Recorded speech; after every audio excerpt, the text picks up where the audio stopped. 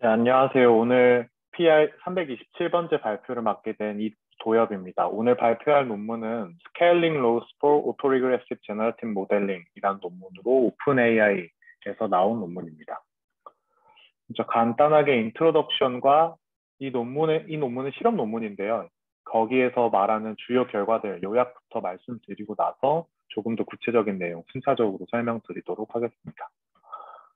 먼저 오토리그레시브 제너레이티브 모델링이 라지 스케일 데이터셋에서 아이클리어드를 익스플리시트하게 어프로크시메이션 하는데 많이 사용되고 있습니다. 그리고 AR 제너레이티브 모델이 한 도메인뿐만 아니라 다양한 도메인에서 공통된 프레임워크 아래에서 사용되고 있습니다. 예를 들어서 뭐 GPT-3 같은 경우도 있고, 아니면 IGPT나 주크박스, 아니면 뭐 최근에 나왔던 달리도 있고요. 또 이건 오픈 AI 웍은 아니지만 비디오 GPT 또는 관련된 비슷한 연구들도 최근에 많이 나오고 있습니다. 이렇게 AI 모델링이 라지 스케일 데이터셋에서 제너러티브 모델링을 하는데 좀 파워풀하다는 것이 많이 알려져 있어서 많이 사용되고 있는데요. 이런 AI 모델링을 원래는 랭귀지 모델에서 많이 했었어요. GPT-3 같은. 또 GPT-3의 발전을 보면 GPT-2, GPT-3로 가면서 점점 모델 사이즈와 사용하는 데이터셋이 커지면서 폭발적으로 성능이 증가하고, 그리고 기존에 보이지 못했던 좀 제로샷으로 합습하는 일반화가 조금 더 잘 되는 퍼포먼스들, 좀 깜짝 놀란 결과들을 많이 보여주고 있습니다. 그런 흐름에 있어서 좀 실험적인 논문으로 랭귀지 모델에서 사실 스케일링 로우와 관련된 논문이 이미 오픈 AI에서 나온 적이 있고요. 그다음에 이 논문의 핵심은 생각보다 큰 모델을 사용하는 게 우리가 계산 자원만 많다면 훨씬 더 효율적이라는 걸 의미합니다. 즉, 똑같은 계산 자원을 사용할 때 좀 작은 모델을 오랫동안 학습시키는 것보다 가능하다면 큰 모델을 점점 키워서 학습시키는 게 훨씬 더 이피션트하게 큰 랭귀지 모델을 트레이닝할 수 있고 실제로 퍼포먼스 또한 잘 나온다는 논문인데요. 좀 이렇게 랭귀지 모델에서 이런 임피리컬한 리절트들을 얻었는데 이 논문의 핵심은 AR 제너러티브 모델링이 다양한 모달리티에서 사용되고 있으니까 모든 모달리티에서도 이런 스케일링 로우가 적용되는지 확인해 보자라는 게 이 논문의 메인 모티베이션입니다. 이 논문을 좀 한 장으로 일단 정리를 해보면 크게 좀 네 가지 꼭지가 있을 것 같습니다. 첫 번째로 이 논문의 메인 컨트리뷰션은 이미지, 비디오, 멀티모달, 이미지 텍스트, 멀티모달 도메인에서, 그리고 마지막으로 이건 조금 제너러티브 모델에서 좀 다른 케이스긴 하지만 매스메티컬 프로블럼 솔빙까지 포함을 해서 총 4가지 도메인에서 스케일링 로우가 공통적으로 적용된다는 것을 실험적으로 보였습니다. 그리고 모델 사이즈, 그리고 계산 자원이 증가되면 증가될수록 AI 트랜스포머가 성능을 계속 올릴 수 있다는 걸 실험적으로 보였습니다. 그리고 옵티멀 모델 사이즈 또한 파워로 디스트리뷰션을 따른다는 것을 보여줬고, 특히 옵티멀 모델 사이즈 셀렉션 같은 경우에는 데이터 도메인에 상관없이 거의 공통된 룰로서 적용될 수 있다는 걸 보여줬습니다. 즉, 정해진 컴퓨트 버짓 아래에서 모델 사이즈를 결정하는 게 도메인에 상관없이 거의 공통된 룰로서 적용되더라라는 걸 보였습니다. 그리고 마지막으로 이렇게 모달리티와 상관없이 제너럴한 룰 이외에도 각각의 모달리티에 있어서도 조금 더 디테일한 스케일링 로우들을 분석을 했습니다. 그럼 구체적으로 핵심적인 내용들을 살펴보도록 하겠습니다. 먼저 다양한 데이터 모달리티에서 저희가 AR 모델링 할 때 결국 크로스 엔트로피 가지고 학습을 하게 되는데요. 예를 들어서 다음 위치에 오는 뭐 토큰의 종류가 뭔지를 바탕으로 크로스 엔트로피를 설계하고 학습을 하게 됩니다. 네, 이러한 상황에서 우리가 뭐 모델 사이즈 또는 컴퓨테이션 버짓 또는 데이터셋 사이즈 이 3가지를 변수로 뒀을 때 스케일링 로우가 작동한다는 거고, 이 스케일링 로우라는 건 정확히 어떤 거냐면 이 모델 사이즈 아니면 컴퓨테이셔널 버짓 또는 데이터셋 사이즈를 X라고 가정을 했을 때 추정할 수 있는 미니멈 로스 값이 이렇게 파워로 스케일링 텀으로 표현된다는 거예요. 좀 구체적으로 살펴보면 이 텀이 어떻게 표현되냐면 먼저 irreducible loss, 특정 데이터 셋이 있을 때 더 이상 줄이지 못하는 에러의 로어 바운드가 존재하게 되고요. 그 다음에 이렇게 이제 X에 대한 어댑티브한 텀이 있는데 이 텀이 파워로우 스케일링 텀을 따릅니다. 즉, 그래서 첫 번째 텀을 irreducible loss라고 부르고 이 두 번째 텀을 reducible loss라고 부릅니다. 그렇게 되면 결국 이 알파 X 또는 X0가 어떤 식으로 추정되는지에 따라 다르겠지만 근본적으로는 X가 커지면 이 알파 X가 음수가 아니라면 X가 커지면 커질수록 결국 로스는 점점 작아지게 되고 아주 잘 학습되는 상황에서는 이 리듀서블 로스는 0에 가까워지고 이 일리듀서블 로스만 남게 됩니다. 즉 결국 이 스케일링 로우의 핵심은 모델 사이즈 또는 우리의 계산 자원 그리고 데이터셋 사이즈에 따라서 얘네들을 늘리면 늘릴수록 우리는 로스를 계속 낮출 수 있고 결국에 일리듀서블 로스까지 도달할 수 있다라고 실험적으로 주장하는 게 핵심이라는 거고 이렇게 스케일링 로우라고 이름을 붙였기 때문에 실제로 이 실험 결과가 모든 상황들을 전부 다 저희가 실험을 해서 이 커브를 피팅해야 된다는 게 아니라 어느 정도의 포인트들만 잘 피팅을 해주면 우리가 이 스케일링 로우에 해당하는 이퀘이션 1.1을 얻을 수 있고 그 다음에 어느 정도 커졌을 때 우리가 로스가 어느 정도 떨어지게 만들 수 있을지를 예측 가능하게 만들어줄 수 있다는 큰 시사점이 있습니다. 실제로 이 irreducible loss가 reducible loss로 나눠지는 게 자연스러운데요. 좀 information theoretical interpretation을 한번 해보면 저희가 기본적으로 크로스 엔트로피 미니마이제이션을 하고 있거든요. AR 모델링에서도 넥스트 토큰 프레딕션 그리고 되게 그 토큰은 되게 카테고라이제이션이 되어 있기 때문에 픽셀도 카테고라이제이션 되어 있는 그냥 토큰이라고 생각을 할 수 있고 랭귀지 같은 경우는 그 자체로 토큰이고 우리가 벡터 퀀타이즈드 베리에이션 옥토인코드를 쓰더라도 그걸 카테고리컬 베리어블로 그냥 표현하기 때문에 다 크로스 엔트로피 로스로 미니마이제이션 하고 있는데 사실 많은 분들이 아시겠지만 크로스 엔트로피 텀은 두 가지 텀으로 나눠질 수 있어요. 이 P를 트루 디스트리뷰션이라고 보고 Q를 모델이 어프로크시메이션 하고 있는 디스트리뷰션이라고 봤을 때 이 두 가지 텀의 크로스 엔트로피는 트루 디스트리뷰션의 뭐 엔트로피 더하기 트루 디스트리뷰션과 우리 모델이 에스티메이션 하고 있는 디스트리뷰션의 KL 텀으로 나눠진다는 건 많은 분들이 알고 있을 것 같아요. 근데 그렇게 보면 우리는 이 트루 디스트리뷰션의 엔트로피는 컨트롤러블 파트가 아니기 때문에 줄일 수 없습니다. 이 크로스 엔트로피에서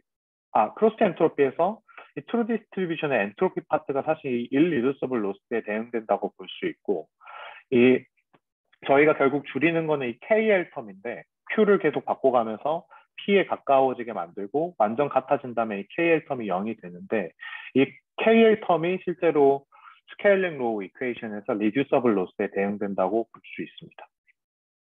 그렇기 때문에 결국에 우리가 스케일을 키우면 키울수록 이 KL 텀이 점점 0에 가까워지고 결국에 계산되는 최종적인 옵티멀 로스가 트루 디스트리뷰션의 엔트로피에 가까워진다라는 게 이 스케일링 로우에서 말하고 있는 좀 골자라고 볼 수 있을 것 같습니다. 실제로 그 그래프를 이렇게 볼 수 있는데요. 일단은 데이터가 엄청나게 많다고 뭐 실제로 무한은 아니지만 엄청 많은 상황이라고 가정을 했을 때 컴퓨테이션 버짓이 늘어나는 상황에서 스케일링 로우가 어떻게 되는지 볼 수 있을 것 같습니다. 이제 컴퓨테이션 버짓은 페타플롭 데이로 정의돼서 모델 사이즈 또는 데이터셋 사이즈 단순히 정의되지 않고 실제로 우리가 학습할 때 이 페타플롭 오퍼레이션이 얼마나 일어났는지를 보고 있습니다. 즉 이렇게 X축이 늘어나면 늘어날수록 실제 계산량이 많아질 수 있고 이 계산량은 당연히 모델이 크면 한 번 이터레이션 할 때 당연히 컴퓨테이션이 많이 들기도 하고요. 작은 모델이더라도 오래 학습을 하게 되면 이 컴퓨테이션 버짓이 높아지게 됩니다. 그걸 좀 통합돼서 좀 이론적으로 표현했다고 보시면 될 것 같습니다. 그러면 이제 각각의 모델 사이즈, 여기에서 이제 커브에서는 색깔들이 다 이제 모델 사이즈를 의미하고 있고 노란색으로 갈수록 큰 모델이라고 보시면 될 것 같습니다. 각각의 모델 사이즈에 있어서 이미지 또는 텍스트 이미지 태스크 또는 비디오 아니면 매스메티컬 프로블럼 솔빙 태스크, 이미지 투 텍스트 태스크 또는 랭귀지 모델 태스크에서 각각의 사이즈의 모델을 다 학습을 완료시켰을 때 어떤 식으로 이 커브들이 나오는지를 본 건데요. 즉 작은 모델은 당연히 로스가 높겠죠. 로스가 높은데 어쨌든 학습을 계속 오래 돌리면 돌릴수록 뭐 로스가 떨어지는 경향을 가지고 있고 당연히 모델 사이즈를 키우면 그 커브가 점점 아래쪽으로 내려오게 됩니다. 좀 특이한 점은 이미지 같은 경우에는 모델 사이즈를 많이 키우더라도 이게 수렴하지 않는 걸 일단 볼 수 있어요. 왜냐하면 더 학습을 했을 때 더 내려갈 여지가 일단 보인다는 거겠죠. 근데 계산이 너무 많이 드니까 이 논문에서는 여기서 딱 끄는 것 같습니다. 반대로 모델 사이즈가 작은 경우에는 이제 이 커브가 밴딩되면서 점점 수렴하는 걸 보여주고 있습니다. 이렇게 각각의 모델에 있어서 이렇게 학습되는 커브를 넣는데 뭘 피팅한 거냐면 이 X축 정해진 컴퓨테이션 버짓에서 로스를 미니마이즈하기 위해서는 어떤 모델이 필요하는지 우리가 어떤 포인트에 도달하는지 점을 찍어볼 수 있어요. 그래서 예를 들어서 컴퓨테이션 버짓이 한 이 정도 있었을 때 이 마우스 포인트로 올라가면 여기에서 미니마이즈 되겠죠. 왜냐하면 더 올라가 보면 이건 더 작은 모델이지만 똑같은 컴퓨테이션 버짓이 있었을 때 오히려 더 로스가 높겠죠. 세츄레이션이 돼서. 더 큰 모델은 아직 학습이 덜 되기 때문에 더 로스가 높고요. 이런 식으로 각각의 컴퓨테이션 버짓에서 옵티멀 로스를 포인트를 찍어보고 라인을 피팅해보면 지금 이게 로그 플랫이기 때문에 딱 예쁘게 리니어하게 이렇게 나오는 걸 볼 수 있습니다. 그리고 우리가 또 볼 수 있는 건 컴퓨테이션한 버짓이 늘어나면 늘어날수록 이렇게 점이 피팅되는 모델 사이즈가 작은 모델 사이즈를 길게 학습했을 때 피팅되는 게 아니라 큰 모델을 돌렸을 때 점으로 다 피팅되는 걸 볼 수 있어요. 즉 데이터가 엄청 많은 상황에서 컴퓨테이션 버짓이 우리가 엄청나게 컴퓨테이션이 많다면 거기에 대응되는 옵티멀 모델 사이즈가 존재하고 그리고 컴퓨테이션 버짓이 커지면 커질수록 우리가 선택했을 때 유리한 모델 사이즈는 점점 커진다고 볼 수 있습니다.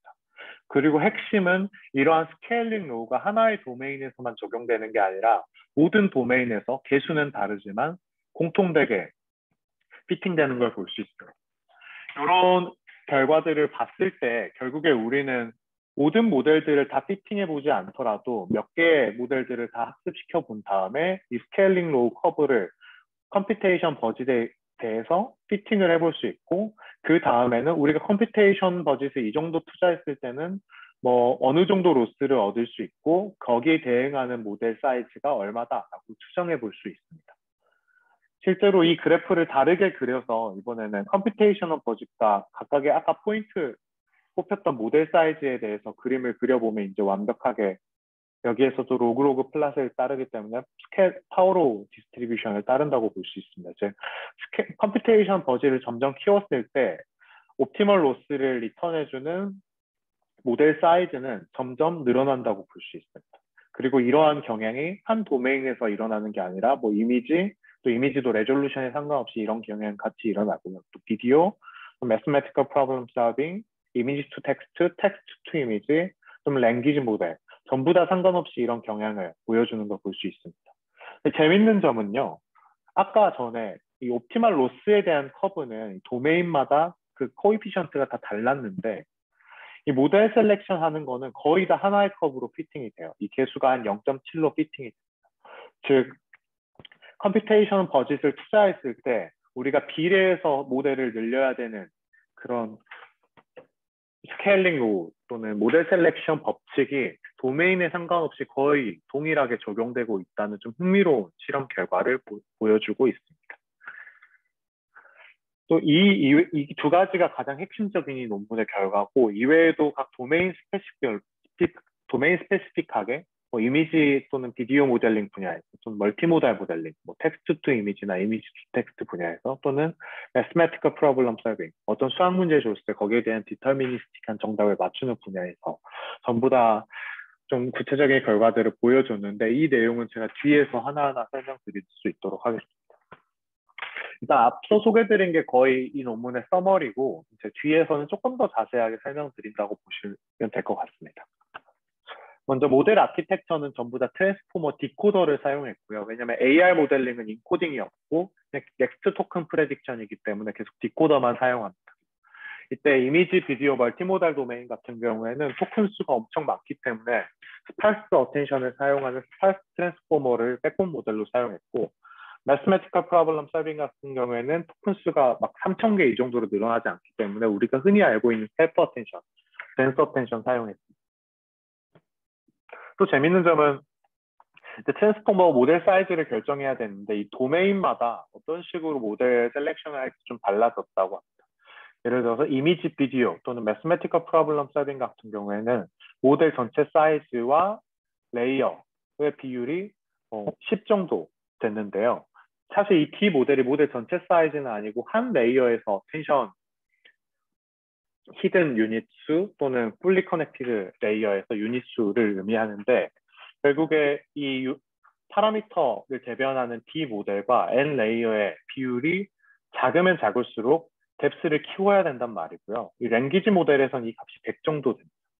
즉 이미지나 비디오, 매스 같은 경우에서는 랭귀지 모델보다 한 레이어에서 사용하는 히든 유닛 수는 좀 줄이더라도 레이어를 훨씬 더 키워줘야 된다라는 걸 의미하고 있고, 멀티모달 같은 경우에는 실험을 30에서 120 정도로 좀 다양하게 주어졌다고 볼 수 있을 것 같습니다. 멀티모달은 좀 실험 세팅이 다양했기 때문에, 모델 셀렉션하는 실험 세팅이 좀 다양했기 때문에 우리가 기본적으로 알고 있는 랭귀지 모델과 비교해서 좀 이미지와 관련된 도메인에서는 훨씬 더 얇고 깊게 쌓는 게 좀 모델 셀렉션 할 때 유리했더라라는 것만 얻고 가시면 될 것 같습니다. 또 학습 디테일 같은 경우는 이미지 같은 경우에는 YFCC 100 밀리언 데이터셋, 이게 웹 이미지들이거든요. 그래서 100 밀리언 데이터셋을 사용을 했고, 이 원본 이미지를 거의 그대로 사용하는 거는 AR 모델링을 할 수 없기 때문에 뭐 8x8, 16x16, 32x32로 스파셜 레졸루션을 줄인 다음에 RGB 컬러를 사용하고 순서는 레스터 스캔 오더, 좌에서 우로 그리고 위에서 아래 순서로 우선순위를 주고 하나하나 픽셀 와이즈로 디코딩을 하게 됩니다. 이게 64x 64 레졸루션을 사용하는 경우에는 이게 너무 크기 때문에 VQVA를 사용해서 16x16 또는 32x32 코드로 먼저 압축을 해준 후 퀀타이제이션 해서 그 코드를 카테고리로 사용하게 됩니다. 비디오 같은 경우에는 64x64 레졸루션으로 바꾸고 VQVA를 통해서 16x16으로 줄여줬고, 그 다음에 비디오 같은 경우는 이제 프레임의 연속이기 때문에 총 16개의 프레임을 서브샘플링해서 사용을 했습니다. 그렇게 되면 총 4096개의 토큰이 비디오 하나에 해당하게 되고, 비디오 하나를 제너레이션 하려면 총 4096번 인퍼런스를 돌려야 되는 상황이라고 보시면 될 것 같습니다. 멀티모달 텍스트 앤 이미지 같은 경우에는 저희가 텍스트 투 이미지, 달리같이 텍스트 투 이미지를 만들 수도 있고, 이미지 투 텍스트, 반대로 이미지가 기본됐을 때 거기에 커리스펀딩 되는 텍스트를 프레딕션하게 만들 수도 있어서 두 가지 다 진행을 했고, 그리고 오타가 살짝 있네요. 텍스트 캡션 같은 경우에는 BP 인코딩으로 128개의 토큰을 사용했습니다. 근데 만약에 BP 인코딩 했을 때 너무 짧으면 뒤에를 그냥 제로 패딩을 해줬고, BP 인코딩 했을 때 너무 128개를 넘게 너무 길어졌다면 그냥 뒤쪽을 다 잘라서 앞쪽만 사용하는 방식으로 128개 길이로 맞췄습니다. 매스메티컬 프로블럼 설빙 같은 경우는 아마 친숙하신 분들 거의 없을 것 같고 저도 친숙하지 않은데요. 이 딥마인드 논문에서 이 매스메티컬 프로블럼 설빙을 할 수 있게 좀 데이터셋을 공개했다고 하고, 데이터셋뿐만 아니라 데이터셋 제너레이터까지 공개를 했다고 합니다. 그래서 뭐 algebra, arithmetic, calculus, comparison numbers, measurement, polynomials, and probability problems를 좀 크라우드 소스로 모으기도 하고, 그걸 좀 제너레이션 할 수 있도록 제너레이터까지 공개를 했다고 나와 있고요. 일단 그 제너레이션 할 때 컴플렉시티, 문제의 난이도는 엔트로피라는 개수로 결정이 되고, 이게 사실 20까지 설정을 할 수 있는데 학습할 때는 3에서 10 사이로 제너레이션 한 다음에 테스트할 때는 3에서 20까지 전부 다 테스트를 하는 세팅으로 가져왔습니다. 이 내용을 좀 뒤에서 한 번 더 설명드리도록 하겠습니다. 생성되는 문제 예시를 보면 이런 식으로 생성이 되는데요. 예를 들어서 뭐 이렇게 이 이퀘이션을 풀어라. 라고 나오면 이때 정답이 뭐 R은 4다 라고 답을 하면 되는 상황이고, 이게 좀 제너레이션이랑 살짝 다른 상황이, 제너레이션은 어떤 probability distribution을 가정하기 때문에 주어진 쿼리에 대해서 디코딩하는 게 확률적으로 정의돼서 저희가 디코딩을 하게 되는데, 이런 mathematical problem solving 같은 경우에는 퀘스천이 주어지면 답은 하나로 이제 딱 정리되거든요. 그래서 디터미니스틱한 아웃풋을 요구하는 상황이라서 우리가 흔히 알고 있는 제너레이션 태스크에 딱 맞진 않지만 그래도 이 태스크까지 한번 진행을 했다고 합니다.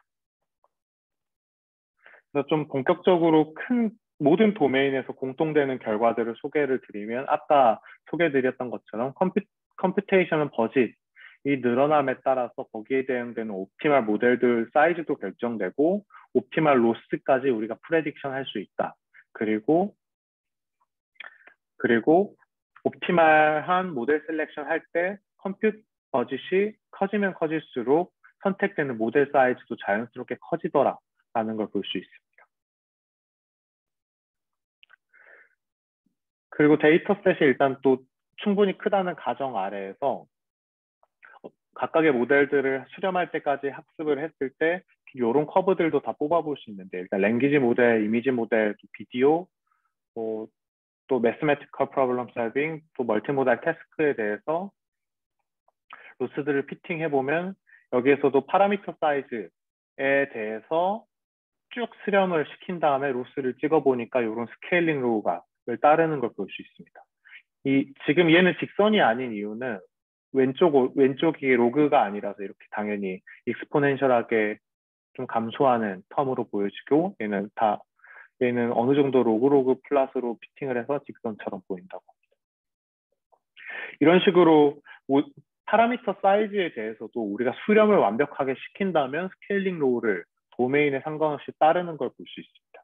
근데 여기에서 보시면 비디오랑 이미지 같은 경우에서는 작은 모델의 경우에서는 이 스케일링 로우를 안 따르는 걸 볼 수 있는데, 논문에서 주장하는 건 이렇게 너무 작은 모델을 사용했을 때는 포지셔널 인코딩도 제대로 학습을 못한다. 즉 모델 사이즈가 뭐 지금 1000개 또는 뭐 1000개밖에 안 되는데, 이런 상황에서는 포지셔널 인코딩이 뭐 예를 들어 3000개 토큰에 대해서 포지셔널 인코딩을 어떤 식으로 참조해야 될지도 배우기 힘들기 때문에 거의 언더핏 되었다고 볼 수 있고, 어느 정도 모델 사이즈가 커지면 자연스럽게 스케일링 로우를 따르더라라고 주장을 하고 있습니다. 이 부분 제가 먼저 말을 해버렸네요. 그리고 트랜스포머 디코더 모델 설계할 때 옵티멀 애스펙트 레이쇼도 보고 있는데요. 아까 말씀드렸던 한 레이어에서 뭐 와이드니스를 얼마나 가져갈지, 그리고 전체 깊이를 얼마나 가져갈지를 보고 있는데, 도메인마다 조금씩 다르지만 어떤 최적의 애스펙트 레이쇼가 있는 것을 확인을 했습니다. 그리고 핵심은 뭐 랭귀지 모델보다 이미지 또는 비디오 같은 도메인에서는 좀 와이드니스를 좀 줄이고 뎁스를 높게 쌓는 게 훨씬 더 유리하더라라는 걸 말하고 있고, 아무래도 이것도 논문에 그냥 유추식으로만 나와 있는데, 이미지 같은 경우에는 각각의 하나의 유닛들이 어떤 의미를 담고 있다고 보기 힘들기 때문에 조금 더 엑스트랙션을 더 많이 해서 좀 의미 단위로 토크나이징을 어느 정도 하는 게 중요하기 때문에 좀 더 뎁스가 훨씬 깊어야 된다라고 생각을 해볼 수 있습니다. 네, 여기에서도 이 비슷한 그래프들이 계속 많이 나오니까 헷갈리네요, 저도.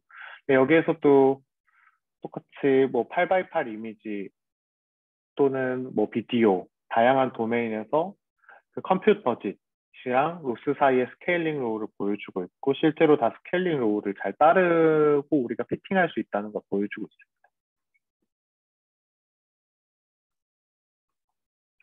그리고 한 가지 더 실험을 해봤는데, 이미지나 비디오 같은 경우에는 저희가 포지션들이 있잖아요.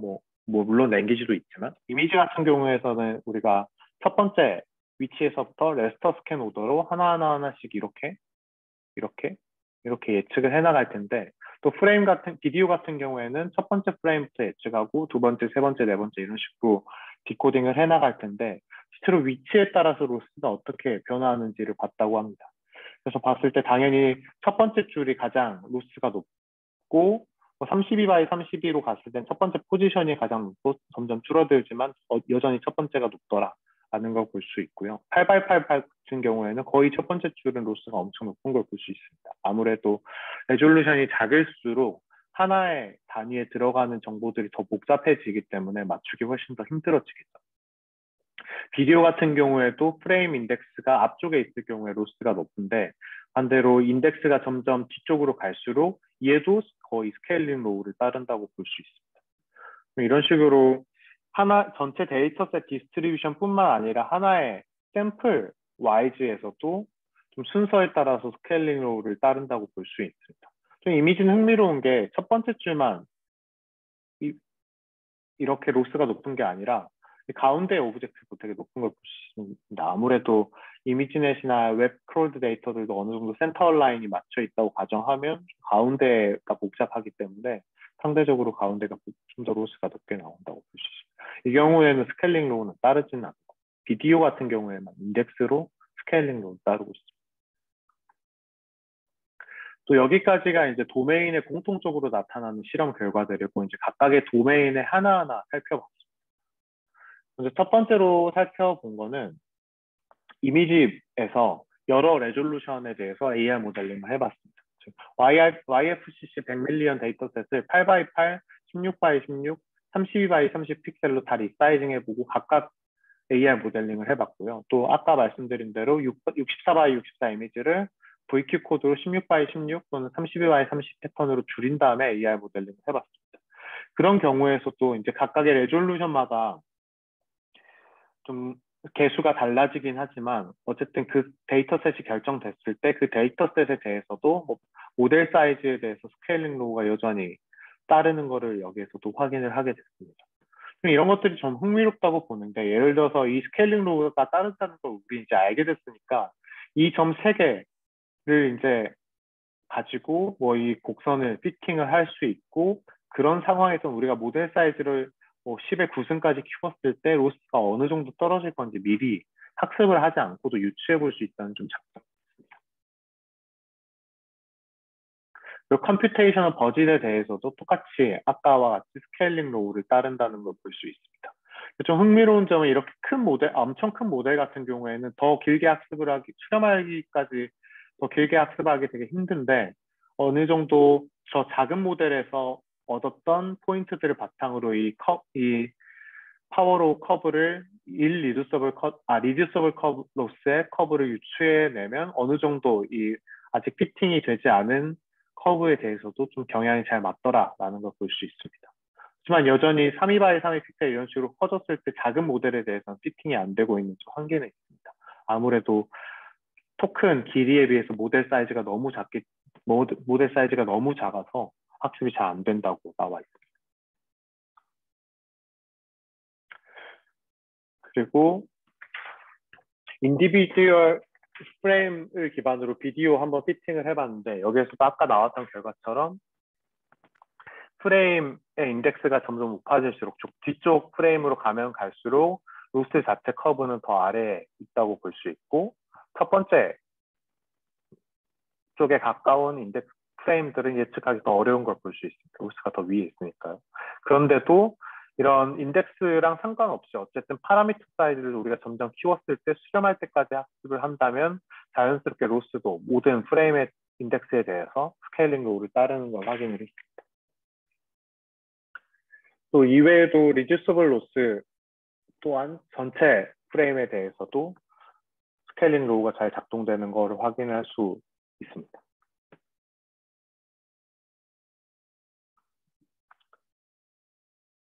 또 인디비주얼 이미지에 대해서 이번에 좀 더 분석을 여기에서 진행을 해봤는데요.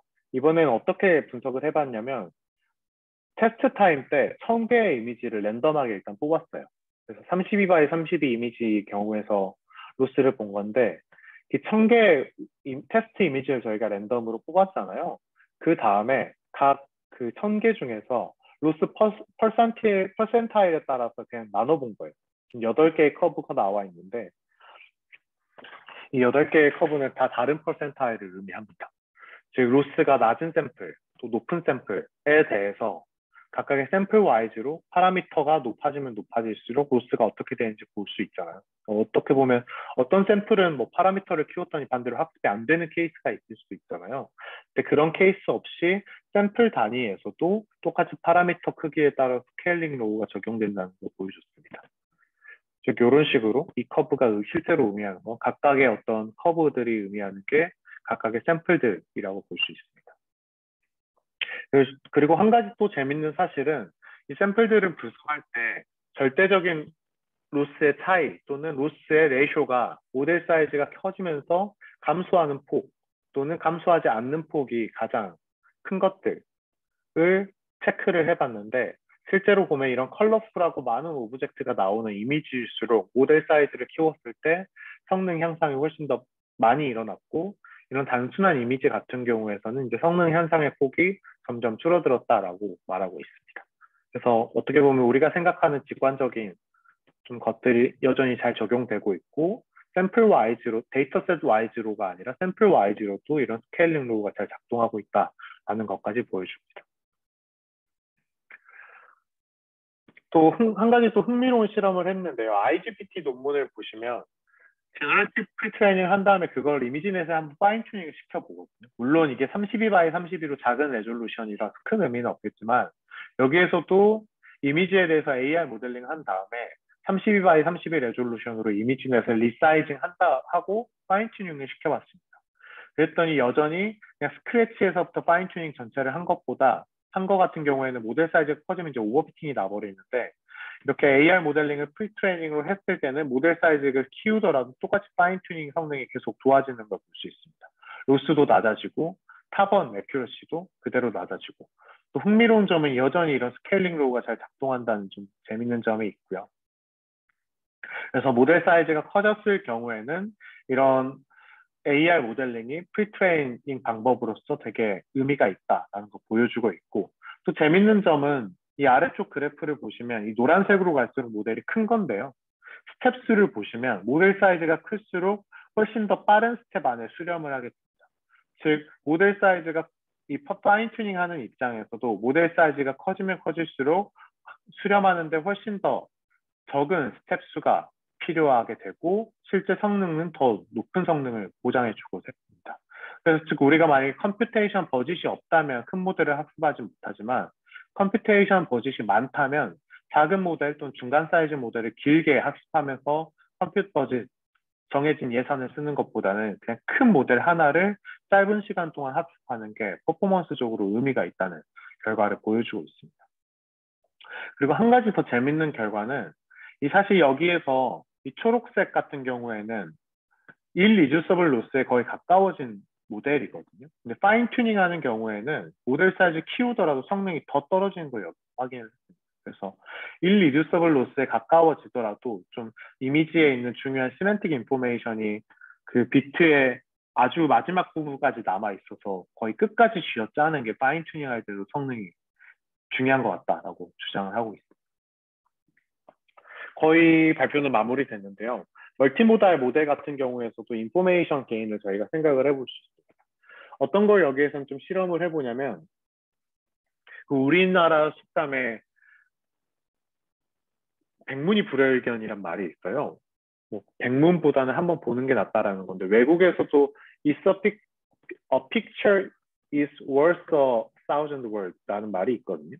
즉 사진 한 장이 뭐 1000개의 단어보다 의미가 있다라는 건데 여기에서도 그걸 한번 실험을 해보기 위해서 즉 이미지에 있는 인포메이션이 훨씬 더 많은지 텍스트의 인포메이션이 훨씬 더 많은지 또는 그러한 내용들을 바탕으로 우리가 텍스트 투 이미지를 하는 게 맞을지 이미지 투 텍스트를 하는 게 맞을지 아니면 우리가 학습시키는 모델이 이미지에서 얼마나 많은 텍스처얼 컨셉트를 텍스트에 대한 컨셉트를 뽑아낼 수 있는지를 생각을 해보겠습니다. 그래서 이 논문에서는 인포게인이라는 걸 정의를 하는데요. 인포게인은 간단하게 정의되는데 텍스트랑 이미지 사이에 뮤추얼 인포메이션을 텍스트 로스로 나누게 됩니다. 즉 이렇게 계산을 하게 되면 좀 수학적으로 계산해보면 0이랑 1 사이로 바운드 되게 되거든요. 이렇게 봤을 때 뮤추얼 인포메이션과 인포메이션 게인을 각각 플러스를 해봤는데 보시면 텍스트 투 이미지 모델 같은 경우에는 즉 텍스트를 받아서 이미지를 만들어내는 모델 같은 경우에는 뮤추얼 인포메이션이 잘 나옵니다. 뮤추얼 인포메이션 잘 나오고 반대로 이미지 투 텍스트 같은 경우에는 뮤추얼 인포메이션 잘 안 나와요. 즉 텍스트가 주어졌을 때 이미지를 프로젝션 하는 경우에는 훨씬 더 예측이 더 쉽다는 걸 의미하는데 반대로 이미지를 주어졌을 때 텍스트를 프로젝션한 태스크에서는 이미지만 가지고 텍스트를 프로젝션하는 게 아직까지 좀 힘들다. 좀 많은 인포메이션 사실 이 뮤추얼 인포메이션이 뭐 거의 8까지 올라갈 수 있는데 텍스트가 컨디션이 되면 이 뮤추얼 인포메이션이 뭐 한 3 정도까지밖에 올라가지 못한다라는 걸 의미해서 우리가 지금 가장 큰 모델로 학습시켰을 때 이미지에서 뭐 사실 단어 2개 정도의 컨셉들만 뭐 뽑아낼 수 있다라는 걸 의미를 하고 있습니다. 이 인포메이션 게임도 뭐 마찬가지로 해석을 해볼 수 있고요. 또 마지막으로 매스매티컬 프로블럼 솔빙에 대해서도 실험한 결과를 보여주고 있습니다. 여기에서는 좀 이게 완벽한 제너레이티브 모델은 아니지만 좀 재밌는 실험을 하는 게 저희가 제너럴라이제이션을 바라볼 때 단순히 인 디스트리뷰션 제너럴라이제이션 중요하지만 아웃 오브 디스트리뷰션 제너럴라이제이션도 중요하잖아요. 어떻게 보면 익스트라폴레이션이라고 볼 수도 있는데 저희가 학습할 때는 레벨 2부터 10까지만 주고 테스트할 때는 19까지 줘봅니다. 그렇게 되면 뭔가 재밌는 걸 볼 수 있는데 생각보다 이렇게 레벨이 올라갔을 때 일단 당연히 로스는 커지고요. 각 하나의 레벨에서 트레이닝 로스는 당연히 모델이 큰 게 아래쪽에 위치하게 되는데 이 오른쪽을 보시면 생각보다 모델이 큰 게 장땡은 아니라는 걸 보여줘요. 왜냐하면 노란색 커브가 막 아래로 내려가 있는 게 다 겹쳐 있는 걸 볼 수 있잖아요. 그래서 트레이닝 로스 관점에서는 아니면 다양한 레벨의 로스 관점에서는 모델 사이즈가 컸을 때 트레이닝 로스를 낮추는 게 좀 유리하긴 한데 실제로 그냥 언신 시츄에이션이나 또는 테스트 타임에서의 성능을 보면 그냥 모델 사이즈가 중요한 게 아니라 그냥 트레이닝 로스가 낮으면 거의 그 낮은 모델은 그냥 모델 사이즈에 상관없이 다 같은 퍼포먼스를 주더라라는 걸 보여주고 있습니다. 그래서 아까는 사실 뭐 모델 사이즈가 더 큰 게 무조건 더 좋다 이런 같은 컴퓨테이션 버짓이나 뭐 데이터셋 사이즈에서 이런 것들 보여주고 있었는데 이렇게 익스트라폴레이션 요구하는 매스매티컬 프로블럼 솔빙 태스크에서는 모델 사이즈가 뭐 영향이 있긴 하지만 그거랑 관계없이 트레이닝 로스가 중요하다라는 걸 보여주고 있습니다. 또 마지막으로 가장 중요한 건 컴퓨테이셔널 버짓과 데이터셋 사이즈 스케일링 로우가 완벽하게 일치하지 않는다는 이건 랭귀지 모델에서 나오는 결과인데요. 그래서 사실 우리가 아까 봤던 그런 스케일링 로우 같은 경우에는 데이터셋이 엄청나게 많다는 가정 아래 컴퓨테이셔널 버짓이나 모델 파라미터에 대해서 봤는데 모델 사이즈의 스케일링 로우까지 고려했을 때는 어느 정도 안 맞는 게 있더라라는 걸 의미하고 여기에서 좀 중요한 시사점을 하나 더 이야기를 하게 됩니다. 그 핵심은 뭐냐면 우리가 어떤 데이터셋 사이즈를 이번에 결정을 하고 모든 뭐 모델 사이즈를 뭐 다양하게 하거나 아니면 모델 사이즈를 엄청 키우거나 그런 모델들을 수렴하게 만들었을 때 얻을 수 있는 옵티멀 로스 커브를 계산하면 이 LD처럼 스케일링 로우를 따르게 되는데요. 근데 중요한 건 우리가 항상 데이터셋을 무한으로 사용을 할 수 없기 때문에 이 커브를 얻는 건 사실 매우 힘든 거라고 볼 수 있습니다. 근데 보시면 정해진 데이터셋 안에 데이터 사이즈가 주어졌을 때 모델 사이즈가 작게 되면 거의 이 커브에 인접하지 못하게 되는 좀 특징이 있어요. 왜냐면 지금 이 논문에서는 가정을 데이터셋 사이즈를 뭐 한 번 본다고 보고 있거든요. 지금 X축이 데이터셋 사이즈랑 뭐 일레스트 토큰 수가 일치한다고 보고 있으니까 사실 이 포인트는 그냥 한 에폭 돌린 거고 데이터셋을 늘리면서 한 에폭씩만 돌리고 있는 건데 이렇게 학습을 계속 시키더라도 우리의 옵티마이제이션 알고리즘이 엄청 오라클이 아니기 때문에 작은 모델을 LD까지 끌어내리지 못합니다.